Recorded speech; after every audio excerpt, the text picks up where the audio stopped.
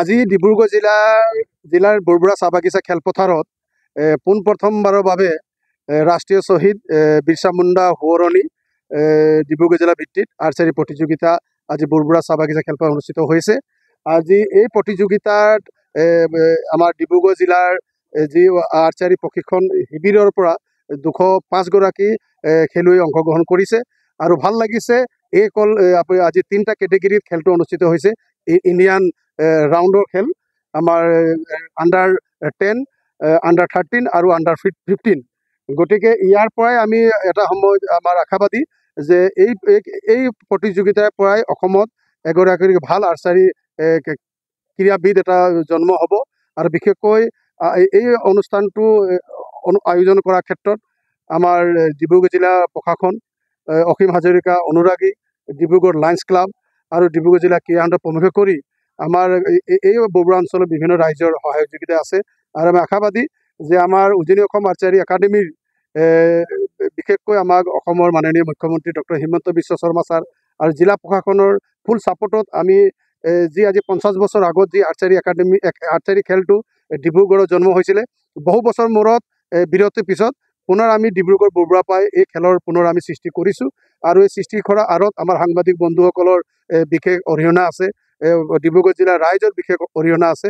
আমি আশাবাদী যাতে এই আৰ্চাৰী একাডেমীৰ যোগেদি আমাৰ অঞ্চলৰ উঠি অহা ছাত্ৰ ছাত্ৰীসকলে আৰ্চাৰী জ্ঞান লাভ কৰি ভৱিষ্যতে এগৰাকী সুদক্ষ আৰ্চাৰী ক্ৰীড়াবিদ সৃষ্টি কৰাত সহায় হ'ব।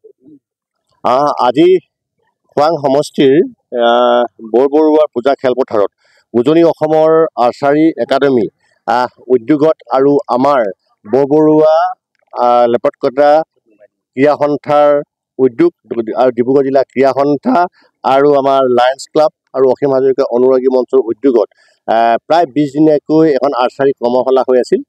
আৰু আজি এই কৰ্মশালাখনৰ মাজতে যিসকল প্ৰশিক্ষণাৰ্থীয়ে যিখিনি ইয়াতে শিক্ষা গ্ৰহণ কৰিলে, আমাৰ যিসকল ক্ৰীড়াবিদসকলে, আৰু তেখেতসকলকে লৈ আজি আমাৰ গৌৰৱ ৰাষ্ট্ৰীয় বীৰ শ্বহীদ বিৰছা মুণ্ডাৰ সোঁৱৰণিত আজি আৰ্চাৰী প্ৰতিযোগিতা এখন অংশগ্ৰহণ কৰা হৈছে। আৰু ইতিমধ্যেই এই আৰ্চাৰী প্ৰতিযোগিতা আৰম্ভ হৈছে। আৰু ইয়াৰ মূল নায়ক আচলতে ক্ৰীড়া সংগঠক আমাৰ লেপটকটা বৰবৰুৱা ক্ৰীড়া সন্থাৰ সাধাৰণ সম্পাদক ৰাজেশ বৰ্ধন নায়কৰ তৎপৰতাত আচলতে এনেধৰণে আজি সম্ভৱ হৈ উঠিছে। আজি অতি আমি গৌৰৱান্বিত হৈছোঁ অভিভাৱকসকলে যে তেনেধৰণে নিজৰ ল'ৰা ছোৱালীক এনেধৰণৰ খেলত তেখেতসকলে আগুৱাই নিবৰ কাৰণে যি চেষ্টা আৰু প্ৰয়াস কৰিছে, এইটোৱেই আচলতে শুভ লক্ষণ। কাৰণ যিখন আজি আৰ্চাৰী খেল এখন পুৰণি এখন যি আমি ধনু প্ৰতিযোগিতা বুলি কওঁ। ৰামায়ণ মহাভাৰতো আমি দেখিছিলোঁ, তাত অৰ্জুনৰ কথা দেখিছিলোঁ, আমি একলব্যৰ কথা দেখিছিলোঁ, মহাবীৰসকলৰ যিবিলাকৰ যেনেধৰণে ধনুকাঁড়ৰ যোগেদি যেনেধৰণে যুদ্ধত অৱতীৰ্ণ হৈছিল, ঠিক আজি এই ধনুকাঁড় আজি ইমান জনপ্ৰিয় হৈ গৈছে যে আজি বিশ্ব দৰবাৰত আজি খেল হিচাপে আৰ্চাৰীয়ে সমাদৰ লাভ কৰিছে।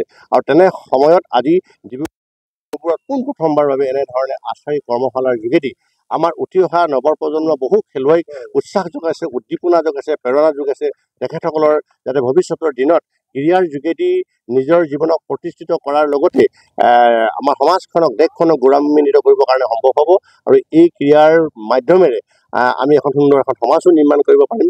আৰু ভূপেন দাই আমাক কৈ গৈছিল যে এই পৃথিৱীৰ এক ক্ৰীড়াংগন, ক্ৰীড়া হ'ল শান্তি প্ৰাংগণ। গতিকে ক্ৰীড়াৰ যোগেদি শান্তি, সম্প্ৰীতি, সমন্বয় বিভিন্ন জাতি জনগোষ্ঠীৰ মাজত একাকাৰ কৰি যি সম্প্ৰীতি ভাতৃত্ববোৰ ৰাখিব পাৰোঁ তাকো আমি ধৰি ৰাখিব পাৰিছোঁ। আৰু এই আৰ্চাৰী যিসকল আমাৰ লোকে আজি অংশগ্ৰহণ কৰিলে বিভিন্ন ঠাইৰ পৰা আহি তেখেতসকলক শুভেচ্ছা জনাইছোঁ। আৰু আজি প্ৰতিযোগিতাত যিসকলে অংশগ্ৰহণ কৰিছে ছাত্ৰ ছাত্ৰীসকলক তেখেতসকলকো শুভেচ্ছা জনাইছোঁ। ভৱিষ্যতে যাতে এজন ভাল খেলুৱৈ হয় তাকে আমি আশা কৰিছোঁ।